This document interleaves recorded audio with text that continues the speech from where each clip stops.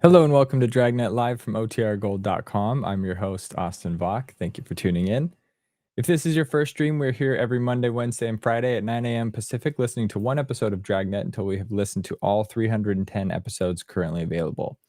During each stream, you can participate in the chat by heading to the OTR Gold YouTube channel, which you can access by scanning this QR code above or going to the link in the ticker down below. If you're not already watching from the OTR Gold channel, please head over there ASAP, because after ASAP, for those who don't know, as soon as possible.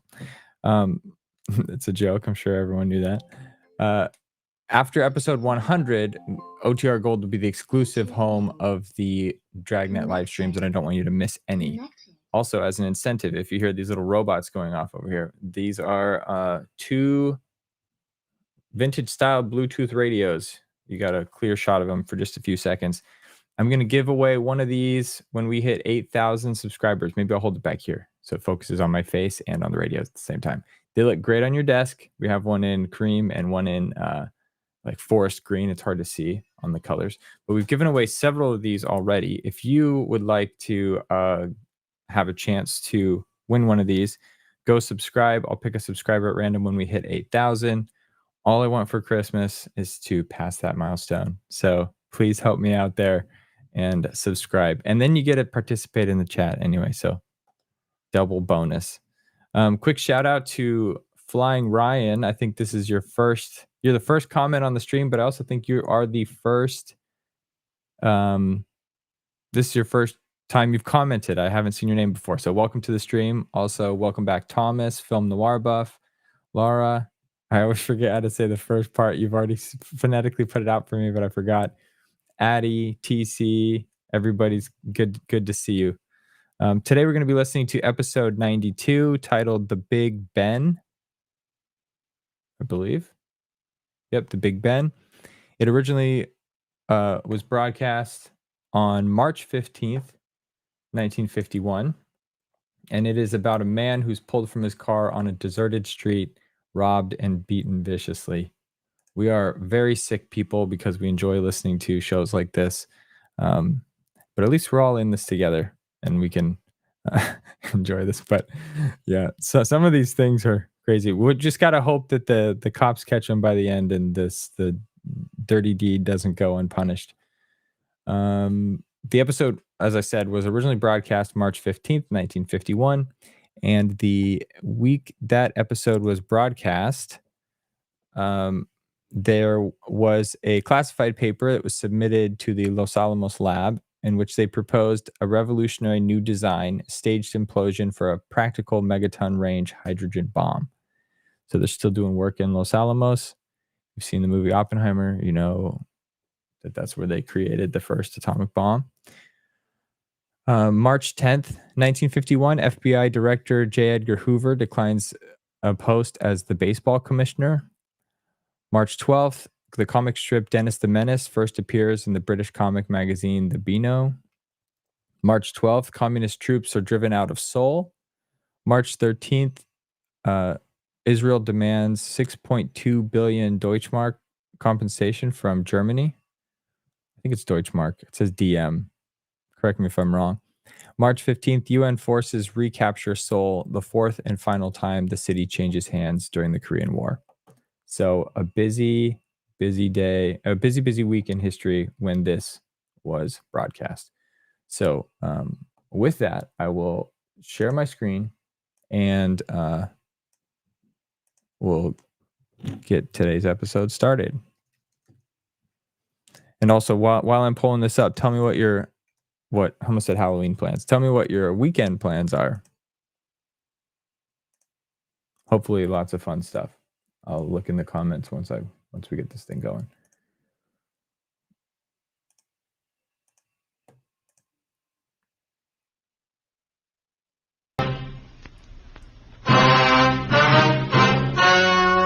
The story you are about to hear is true. Only the names have been changed to protect the innocent.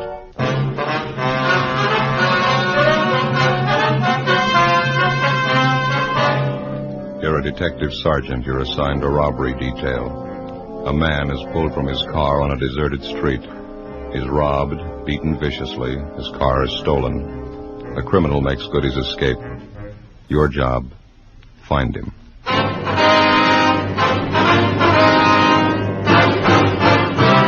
Dragnet, the documented drama of an actual crime. For the next 30 minutes, in cooperation with the Los Angeles Police Department, you will travel step by step on the side of the law through an actual case transcribed from official police files. From beginning to end, from crime to punishment, Dragnet is the story of your police force in action. It was Monday, July 9th. It was warm in Los Angeles. We were working the day watch out of robbery detail. My partner's Ben Romero. The boss is Thad Brown, chief of detectives. My name's Friday. It was 9:55 a.m. when we got to the Stacy Hollywood department store. Personnel department.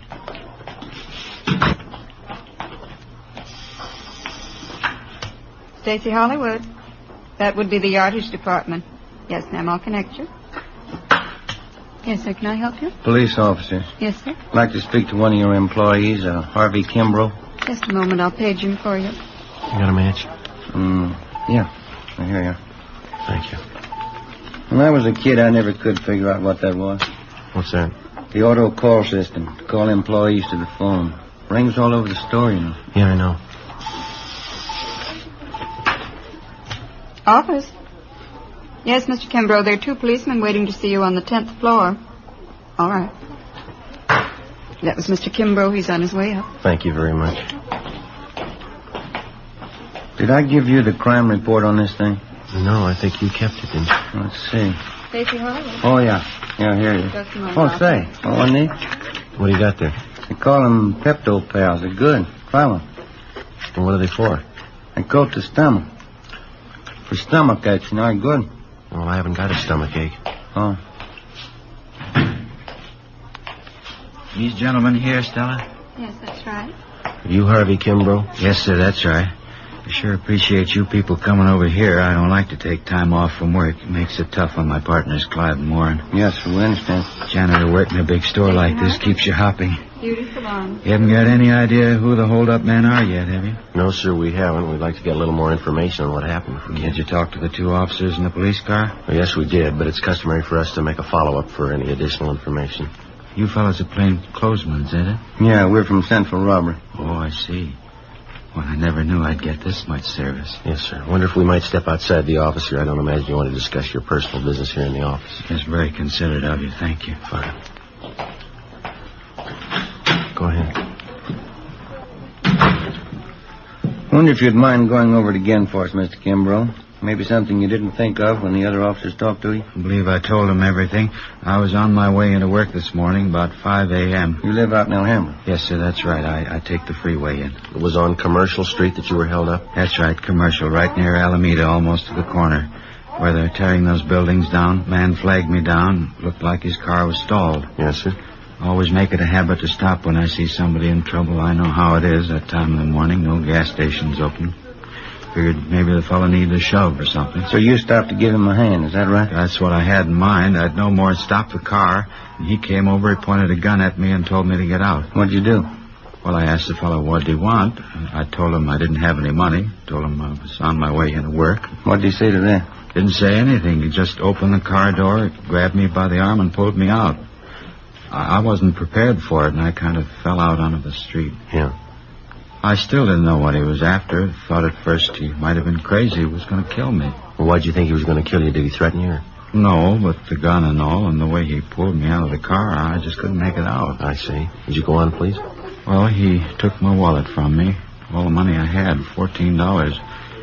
And then he said, don't bother to get up and stay right there for 5 minutes after I leave.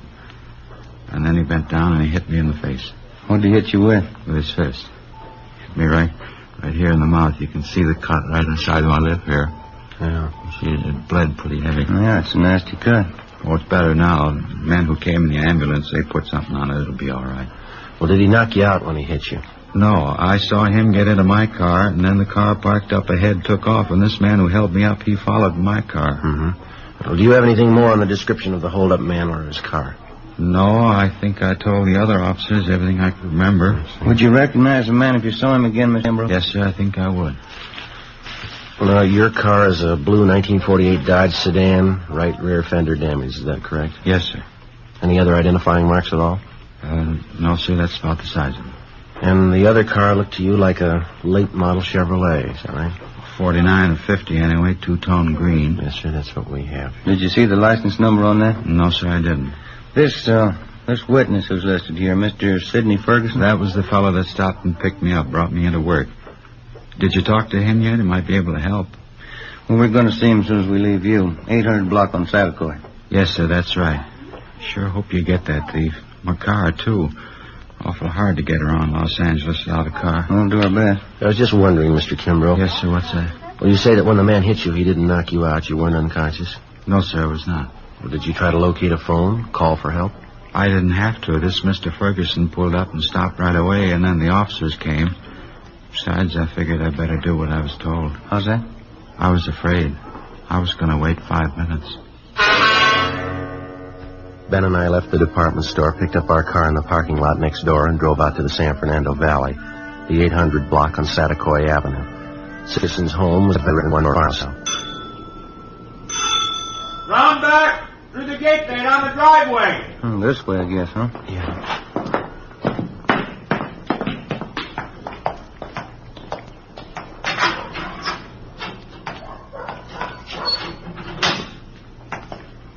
Hi there. This is the Ferguson house. Yes, sir. We're looking for Sidney Ferguson. Surely, I'm Sidney Ferguson. Police officers, Mr. Ferguson. About that holdup this morning out on Commercial Street. Yes, sir, that's right. This is Sergeant Romero. My name's Friday. Happy New Year. Excuse my wet hand. Been cleaning out my tanks. Yes, sir. You fellas work out at City Hall? Yes, we do. Wouldn't happen to know a John O'Grady down there. Narcotics Division. Went to Highland. No, I don't believe I know him. Ben? O'Grady? Yeah. Tall fella, kind of blonde, wavy hair? Yeah, that's right. Good-looking fella. Yeah, I think I've seen him around. Good friend of mine. Wasn't that a shame this morning, that Kimbrough guy? Yeah, it was a rough one. The reason we came out to see is that we thought that maybe you could give us some additional information on it. Glad to give you all the help I can. I'd like to see you get that holdup, man. Mind giving us a rundown on what happened this morning? Not at all. It's around 5 o'clock this morning. I'm not usually up that time in the morning, but I was on my way back from Monterey Park. Generally try to make it down there at least once or twice a month. Go down to see Jack Robinson, an aquarist friend I have down there. We swap fish. Yes, sir. I was on my way back, coming down Commercial Street, when I saw this man sitting on the side of the curb. Looked like he was hurt to me. I see. Wouldn't have noticed it, probably. It was pretty dark, but those two cars pulled out, one right after the other. Seemed to be in a big hurry. You pulled up to give Kimbrough a hand? Yes, I did. Of course, when I got close enough, I could see the guy had been kicked in the teeth. Bleeding pretty bad. Offered to take him to a hospital, but he said he didn't want to be late for work. Mm-hmm. After the officers came and talked to him and the ambulance men treated him, I drove him up to Stacy's Hollywood, dropped him off there. That's where he works, you know. Yeah. Well, the report says here that you got the license number of the getaway car, but you couldn't find the paper that you'd written it on when the officers interviewed you, then? Yes, I did, and that doesn't beat them all. What's that? Well, I had the piece of paper a few minutes before the officers got there. Guess I was more rattled than the Kimbrough fella. When I got home here this morning, there was a slip of paper right on the floor of my car. A little bit of a break, isn't it? Yes, sir, it is. I wonder if we could have it. You bet you can. Let's step inside. Fine, thank you. Don't mind the fish, officers. It's my hobby, tropical fish. Sure got a lot of them. Yeah. Let's see. Now, where did I put that piece of paper? I really wrote it down, believe me. I just misplaced it someplace here. I'm trying to get rid of some of the algae off the glass of the tanks. Joe, look at these. You ever seen anything prettier in your life? Yeah. Those are what they call clownfish, saltwater fish. Mm-hmm. Do you keep all tropical fish in salt water? Oh, no. Most of them are freshwater. That is, ones that breed good in captivity. Where do you get all these fish? You catch them? Oh, no. A place called Aquarium Stock Company out on Beverly. Uh-huh. Look there, Joe. Down the corner. See him over there? Yeah. That's a seahorse, Joe. Yeah, that's right. They're also kept in salt water. Sure is interesting, huh, Joe? Yeah. How'd you fellas really like to see something you haven't seen before? What's that? Look in this tank here. Hoplochromos multicolor. That's a scientific name, commonly known as the Egyptian mouth breeder. Is that a fact? It's a little female there. She's one of the most sacrificing mothers in aquarium history. One of the strangest, too. How's that? Well, she lays her eggs in a small depression in the sand down there at the bottom of the tank. Well, how many eggs would that be? Usually 80 to 90. Now, here's the strange part. As the eggs are fertilized, she scoops them up in her mouth. She eats them? Oh, no. They remain in her mouth while they hatch. Well, how long does that take? Over 14 days. Well, how does she eat? That's just it. She doesn't. She doesn't touch food in any form for this 2-week period. Seems to just waste away. What happens then?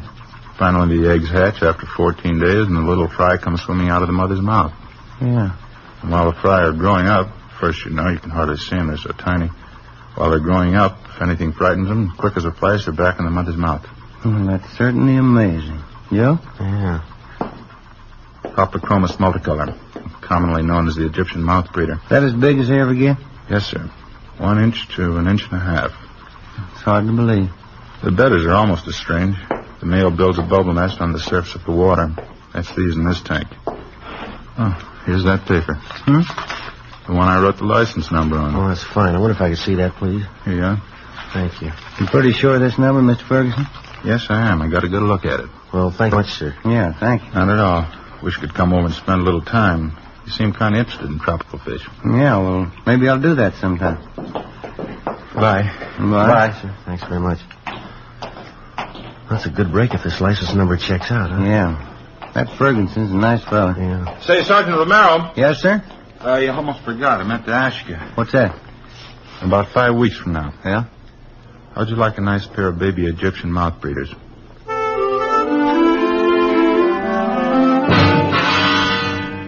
"10:45 a.m. Ben and I got in the car and headed back toward town. I called communications and had them check the license number Ferguson gave us through DMV. They called back and told us that the car was a 1949 Chevrolet 4-door sedan. The registered owner was a Jack B. Grant, 19112 Beacon Street. It was in the southwest part of Los Angeles. It was a large, old-fashioned residence that had been converted into a rooming house. We checked with the landlady, a Mrs. Ida Fisher. He's been with me here about 8 months. What time did you say Grant left this morning, Miss Fisher? Well, it was pretty early. Must have been around 4 a.m. when I heard him go out. He came back in again about 8 o'clock this morning, parked his car, and then he drove off with some other man. Would you happen to know the other man? No, I wouldn't. I just saw him drive off. Where does Grant park his car, ma'am? Around back in the garage. Wonder if you'd mind if we take a look?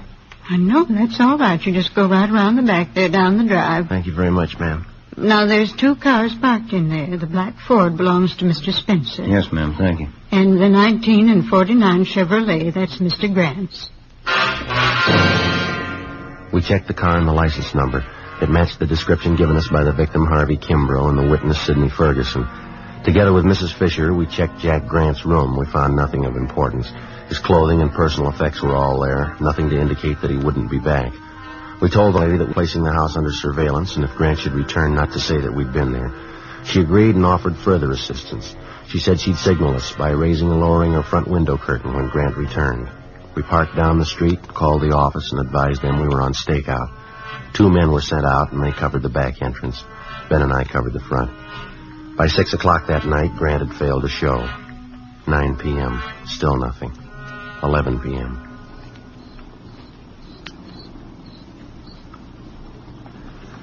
What time did they say that relief team was coming out? Around 11 sometime. Chandler and Ricketts, huh? Yeah, I guess so. Oh, I sure am stiff. Feels like needles all over my body. Been about 12 hours, hasn't it? Yeah. Just like driving up to San Francisco. Wife always makes me drive all the way. When I climb out of that car, I'm as stiff as a board. Car pulling up down the street there. Yeah.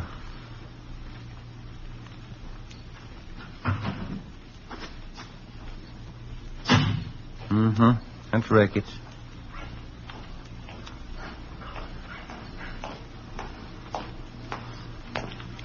Hi, Jack. Friday? Who's that you got with you? Same guy that bought you your lunch yesterday. Stop bragging. That's the house right up there. Yeah, that's right, the green and white one there. No sign of them at all, huh? No, nothing. Well, you guys want to take off? Yeah, I guess you can make out Ricketts. You got Chandler with you.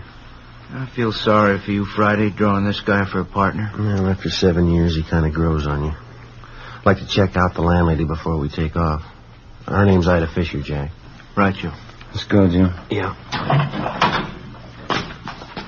See you later, Jack. Say hello to Chandler. Right, Ben. That Ricketts. Sure is a rib staker. Yeah. Front room lights are still on. Guess she's sweating it out with it. Uh-huh. Yes? Who's it? Police officers, Miss Fisher. Who? Sergeant Friday. Oh, yes. Sorry to bother you again, Well, ma'am. that's all right. I just couldn't see who it was. My porch lights burned out. Yes, ma'am. Mr. Grant's? I went out of his room. I don't see why he hasn't come in. Look out, Mom! Mr. Grant, moving! Mr. Grant! Ricketts, it's Grant! How's that? All right? Done. He made me hide him. Lady, will you call an ambulance? Hurry. Joe. He's not dead, is he? Lady, get the ambulance, please.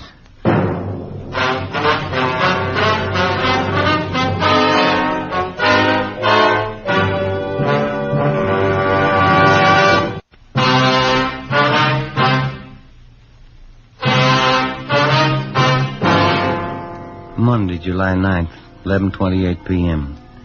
The ambulance arrived and Joe was taken to Georgia Street Receiving Hospital. His condition was critical. Despite the fact that the other men on stakeout at the house had closed in as quickly as possible, Jack Grant somehow succeeded in jumping out a side window and making good his escape through a maze of neighboring backyards. The men at the scene began a search of the immediate area. I called in and communications got out a broadcast on an APB. A special detail of men and cruiser cars was rushed to the scene and a blockade thrown up around the area. I stayed on and worked with Ricketts and Chandler. Under questioning, the landlady, Mrs. Fisher, broke down and admitted that Grant had given her $10 to keep his presence in the house a secret. He told us that when we'd searched the suspect's room earlier, he had hidden in the cellar. She was taken into custody. 1:30 a.m. I got a relief and I went downtown to the Georgia Street Receiving Hospital. P&F ward. We removed one slug from the upper thoracic region, another one from his right shoulder. Looked like they could have been .38 caliber. They've been marked for evidence. How's he doing? As well as can be expected. What does that mean? It's hard to tell. Depends on how it goes the next 4 hours. Can I go see him? No, we're not admitting anyone in there. They're under sedatives, lost quite a lot of blood. It's pretty weak. You need anybody for transfusion? No, it's all taken care of. His relatives been notified? Yes, sir. Just his mother. She's visiting relatives up in Renton, Washington. I sent them a wire. They'll break the news to her. Yeah, that's about all we can do for now. Oh, I wonder if I couldn't sneak in and leave this carton of cigarettes for him. I'm afraid it's going to be some time before Sergeant Friday can use them. Just leave them. I'll have the nurse take care of it. All right, Doctor. Thank you. Is there anything I can get for him? Anything he needs? No. We're doing everything we can for him. You don't think I could just look in for a minute? No, I'm sorry. Must be something I can do. You got a good prayer handy?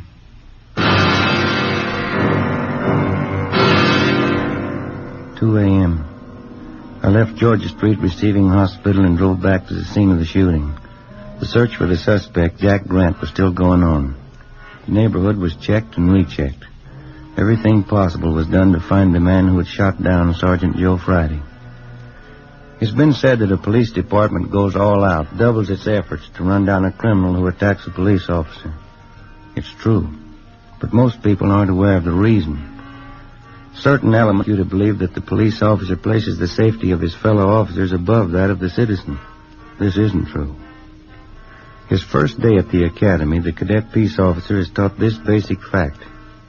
If a criminal would shoot down the armed police officer, he wouldn't hesitate to shoot down the unarmed citizen. 3 a.m. I finally located Lieutenant Jack Ricketts at the corner of Coronado and Beacon Street, 7 blocks from the scene of the shooting. How is he? Not too good. Depends on the next 4 hours. What are his chances? I didn't ask. Well, we're not getting any place here. Nothing at all? Nothing. Something's got to break. Chandler's still downtown. They're combing through Grant's package down at the I Bureau. They come up with anything? Not the last time I checked. About 40 minutes ago. Got any ideas? Fresh out.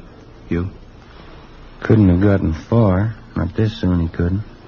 Bus depots, train terminals, and airports are all covered. Highway patrol's been alerted. Nothing so far. He's someplace close. He's got to be. I think he's holed up in town, too, but where? Yeah? He's in a jam. He's had good publicity. A lot of his friends are going to hide to welcome that. Maybe that narrows it down a little. Maybe. Let's find him. 3:30 a.m. Jack Ricketts and I got back to the city hall. We went directly to the I Bureau. Chandler and Powers had sifted through Jack Grant's package. They'd drawn up a list of all Grant's known friends and associates. There were 22 names on the list. 3 of them were in San Quentin Penitentiary. 2 of them were doing time at the county work for him. That left 17 names on the list. Further checking showed that 5 of them had out-of-state addresses. 12 names. The list was split down the middle. Ricketts and I took 6 names, Chandler and Powers 6. Of the 12, with the exception of 1, all names had appeared in police blotter in the past 8 years. Raymond Weller, Peter Denton, Horace Phillips, Henry Breen. Ricketts and I checked them. Some were in bed, some hadn't been to bed. We were reasonably sure none of them knew the whereabouts of the suspect. I called Georgia Street to find out about Joe. They told me no change in his condition. 4:55 a.m.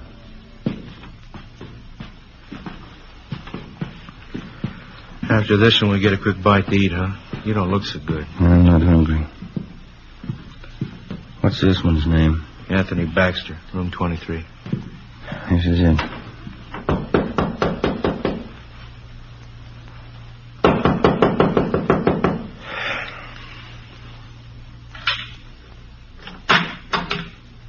Yeah. Anthony Baxter? Yeah. Police officers, we want to talk to you. That's a fine hour to get a guy out of bed. You always sleep with your clothes on? Let's step back there in the room. Hey. What's going on? You a friend of Jack Grant's? Why? Do you know Jack Grant? Why? Jack Grant's a friend of yours? I'm not going to tell you anything till I know why. You want to talk here or downtown? I got a right to know what it's all about. Get your hat and coat. You just want to know if I know Jackie Grant, is that all? You want to get that coat and hat? I know Grant. Where is he? I don't want to get mixed up in anything. You're mixed up in it already. You know him. You know, that's the trouble with you guys.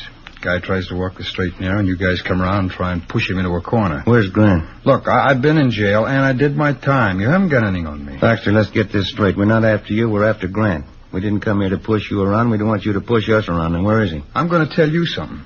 I don't like being talked to this way, and I'm not going to stand for it. I got certain rights, and I'm going to stand on them. No, you listen to me. A friend of mine's lying in the hospital because of your pal Jack Grant. He put 2 bullets in him. Now I'm tired, and I'm out of since worse. Where is he? All right, Ben, it's all right. It's the last time around, Baxter. Tell us where Grant is or we go downtown. Come on, quick. Hotel Filbert, room 605. 5:27 a.m. We located the Filbert Hotel on North Crocker Street. On the way over, we called in and told them what we'd found. Chandler and Powers met us outside the hotel. They took up their position. Ricketts and I checked with the desk clerk and confirmed that the suspect was in room 605. He was registered under an alias. We took the elevator to the 6th floor. Room 605 is directly across from the elevator.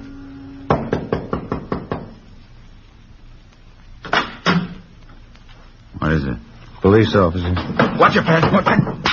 Now keep your hand out of that pocket, Grant. I wouldn't want to shoot you. 5:42 a.m. Ricketts and Chandler took the suspect into custody. It was 6:03 a.m. when I got to Georgia Street Receiving Hospital, P&F ward. Sergeant, How is he? you can go in. Don't stay too long. Thanks.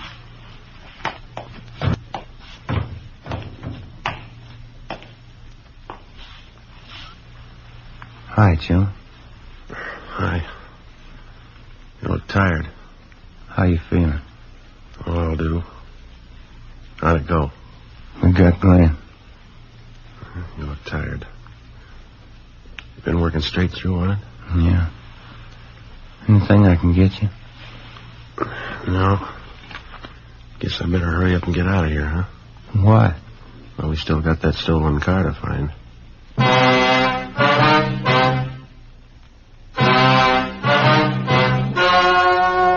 Story you just heard was true. Only the names were changed to protect the innocent. On November 7th, trial was held in Superior Court, Department 89, City and County of Los Angeles, State of California. In a moment, the results of that trial.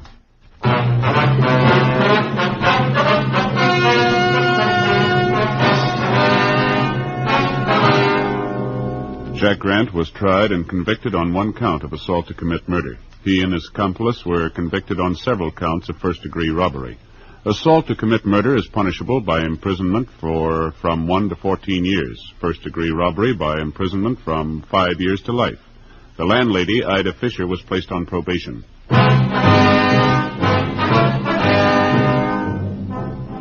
You have just heard Dragnet, a series of authentic cases from official files. Technical advice comes from the Office of Chief of Police W.H. Parker, Los Angeles Police Department.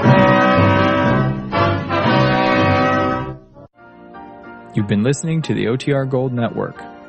Find more classic radio at otrgold.com.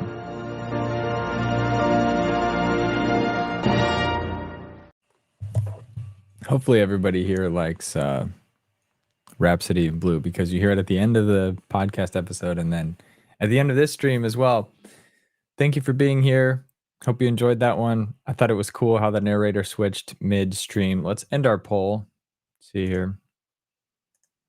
This one I'm happy to report the correct answer got the most votes, which was yes, the Muppets are cool. I actually think the question was like, do you like the Muppets? But that was really just a sense to see how in line with the truth you are. Just kidding. People can like whatever they want, but I've been a fan of the Muppets since I was a kid. I enjoy their humor. Okay. There 18% of you said no, but that's okay. We can still be friends. We set aside our differences and just enjoy OTR together. This is a safe space for everybody. Okay, I wrote down something. Oh, so there was a part in here where we heard Peggy Weber's voice, and then I can't remember who said it. Somebody said that she appeared in another part. So I had another conversation with her yesterday. This is going to be a 3-part thing that's going to go into one long video. It's going to be like, you know, like those long form podcasts that just go on for forever. But there's a lot of interesting stuff. It'll be minimal editing to just keep it down, but it'll probably be, you know, an hour or two. So it's going to be, you're going to have to listen to it in more than one sitting, most likely. But I asked her about a few things, and I don't want to spoil some of it, but one thing she said that was related to what we're talking about today is one of the reasons she thinks she got a lot more work, or got so much work in radio, was because she was able to